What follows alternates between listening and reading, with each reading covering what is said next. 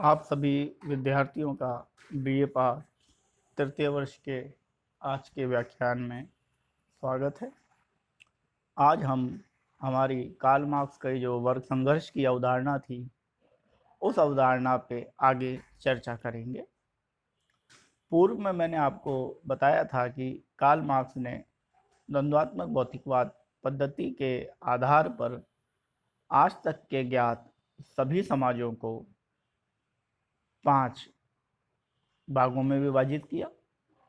Karl Marx ने कहा कि जो प्राथमिक समाज था, जिसे आदिम समाज कहते थे, उसमें वर्ग विभेद नहीं था, अतः वहाँ वर्ग संघर्ष की अवधारणा नहीं थी। इसके पश्चात कार्ल मार्क्स जब दास समाज की बात करते हैं तो स्पष्ट रूप से कहते हैं कि उत्पादन के साधनों और उत्पादन संबंधों में के कारण अधिशेष आधारित अर्थव्यवस्था हुई। इस अधिशेष आधारित अर्थव्यवस्था ने आर्थिक लाभ की बात की और यह आर्थिक लाभ वर्ग को उत्पन्न करता है और यह वर्ग आपसी हितों में टकराहट को उत्पन्न करता है। इसके पश्चात कार्ल मार्क्स सामंती समाज की बात करते हैं। कार्ल मार्क्स कहते हैं कि जब उत्पादन के साधनों में परिवर्तन हुआ तो उत्पादन के संबंध भी परिवर्तित होने लगे और समाज में भूपति और कृषक दास के रूप में 2 वर्ग बने। उत्पादन समय के साथ साथ उत्पादन संबंधों में पुनः परिवर्तन हुआ और पूंजीवादी समाज की अवधारणा विकसित हुई। इस पूंजीवादी समाज के अंतर्गत उत्पादन के साधन उद्योग हो गए, मशीनें हो गई। विज्ञान के आविष्कार से मशीनी युग स्थापित हुआ। मशीनी युग के कारण अर्धदास किसान श्रमिक बने, उद्योगों में काम करने वाले श्रमिक बने और भूपति पूंजीपति के रूप में स्थापित हुए और दोनों में अपने हितों के लिए संघर्ष हुआ। इस संघर्ष में शिक्षा की भूमिका भी अनिवार्य रूप से कार्ल मार्क्स रखते हैं। कार्ल मार्क्स कहते हैं कि अब पूंजीवादी समाजों में भी उत्पादन के साधनों और उत्पादन संबंधों में भी अलगाव की प्रक्रिया के माध्यम से वर्ग चेतना का विकास होता है और यह वर्ग चेतना क्रांतिकारी रूप लेकर पूंजीपतियों को समाप्त करेगी और एक नवीन साम्यवादी समाज की स्थापना होगी, जिसमें उत्पादन के समस्त साधनों पर और उत्पादन पर सभी का समान अधिकार होगा। मार्क्स ने कहा कि उत्पादन की प्रक्रियाओं में विभिन्न वर्गों की भूमिकाएं अलग अलग होती हैं और वर्गों की अलग अलग आवश्यकताएं और हितों के मध्य संघर्ष निश्चित रूप से उत्पन्न होता है। इस प्रकार कार्ल मार्क्स के वर्ग संघर्ष के सिद्धांत में जो ये 3 समाज थे, दास समाज, सामंती समाज, पूंजीवादी समाज, इन तीनों समाजों में वर्गों की बात कार्ल मार्क्स ने की और मुख्यतः 2 वर्गों की बात की। कार्ल मार्क्स का कहना था कि दास समाज में मालिक और दास के रूप में 2 वर्ग स्थापित रहे। सामंतवादी समाज में सामंत और कृषि दास के रूप में 2 वर्ग स्थापित रहे और पूंजीपति समाज में पूंजीपति और श्रमिक के रूप में 2 वर्ग स्थापित रहे। कार्ल मार्क्स की जो संपूर्ण अवधारणा है वर्ग संघर्ष की, उस संपूर्ण अवधारणा की अब हम कुछ कमियों की बात करेंगे। कार्ल मार्क्स हिंसा को प्राथमिकता अपने वर्ग संघर्ष के सिद्धांत में देते हैं, जो कि अनुचित है। बहुत से सामाजिक परिवर्तन या समाजों का वर्गीकरण जब एक अवस्था से दूसरे अवस्था में जब वे समाज परिवर्तित होते हैं तो वे बिना हिंसा के भी परिवर्तित होते हैं। तो कार्ल मार्क्स ने अपने वर्ग संघर्ष के सिद्धांत में हिंसा को अधिक प्राथमिकता दी है। कार्ल मार्क्स जब पूंजीवादी समाज में उत्पादन के साधनों और उत्पादन संबंधों में परिवर्तन की बात करते हैं, तो अगले जो समाज की बात करते हैं वो साम्यवादी समाज की बात करते हैं। परंतु पूंजीवादी समाज के बाद जो वर्ग हैं और साम्यवादी समाज में वर्गों की अनदेखी करते हैं, तो वर्गों की प्रकृति पर विस्तृत चर्चा नहीं कर पाते। कार्ल मार्क्स मध्यम वर्ग की अवहेलना पूरी तरीके से करते हैं, क्योंकि कार्ल मार्क्स का जो वर्ग विभाजन था वह प्रत्येक समाजों में दो प्रकार के वर्गों को लेकर था, शोषक और शोषित। शोषक वर्ग वे थे जिनका उत्पादन के साधनों पर अधिकार था, और शोषित वर्ग वे थे जिनका उत्पादन के साधनों पर अधिकार नहीं था। लेकिन कुछ वर्ग ऐसे भी समाजों में देखने को मिलते हैं वास्तविक रूप से, जो इन दोनों से अलग होते हैं, जिन्हें मध्यम वर्ग की संज्ञा दी जाती है। और कार्ल मार्क्स ने अपने वर्ग संघर्ष के सिद्धांत में इसी मध्यम वर्ग की पूर्णतः अवहेलना की है। चौथी जो आलोचना कार्ल मार्क्स की आती है वह औद्योगिक प्रजातंत्र के रूप में सामने आती है।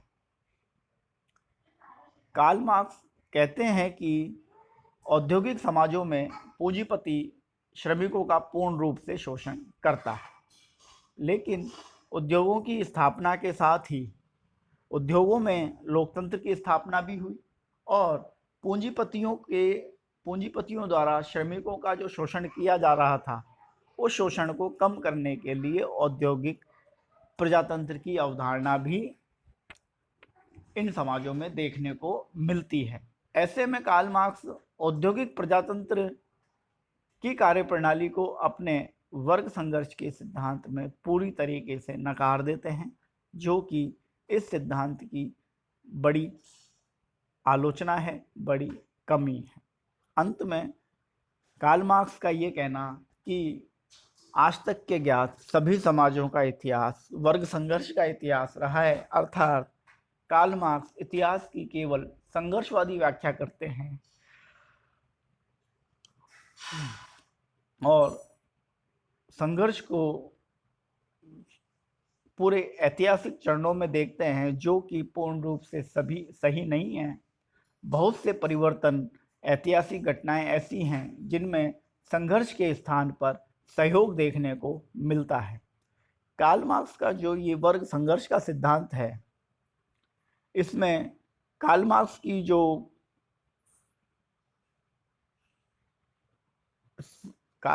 जो सहयोग आधारित सामाजिक प्रक्रिया की अवहेलना की गई है वह सही नहीं है। कार्ल मार्क्स संघर्ष को आर्थिक पक्षों से जोड़कर देखते हैं, अर्थात संघर्ष को एक कारकीय घटना मानते हैं, जबकि संघर्ष में अनेक कारकों की पुष्टि होती है।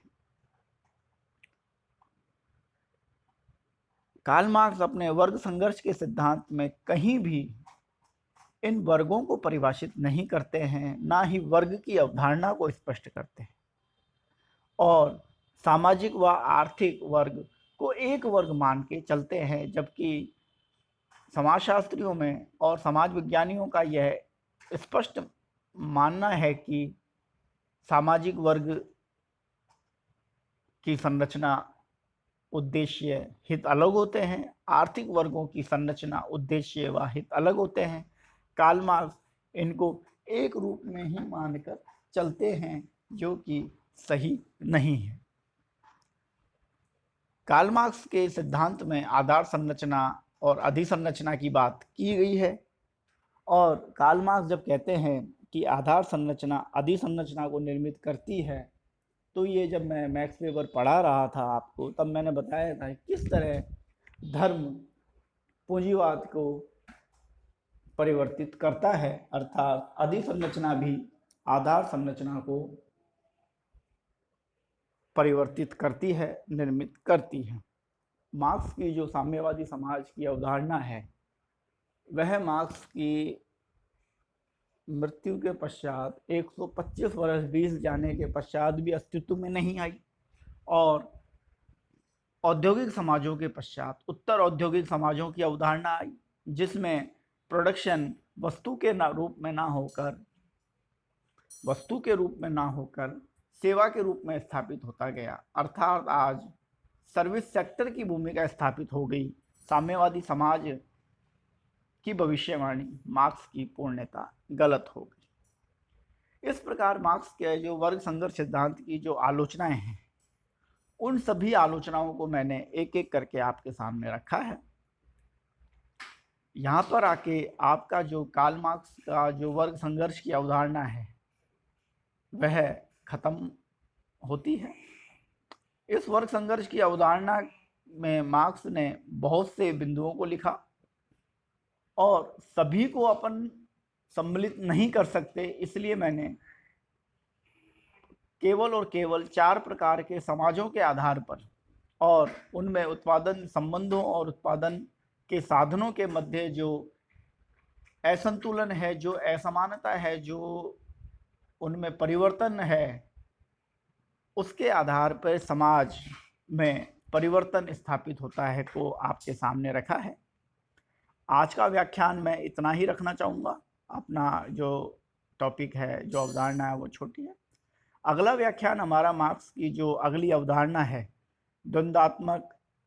ऐतिहासिक द्वंद्वात्मक भौतिकवाद, उस पर हम चर्चा करेंगे।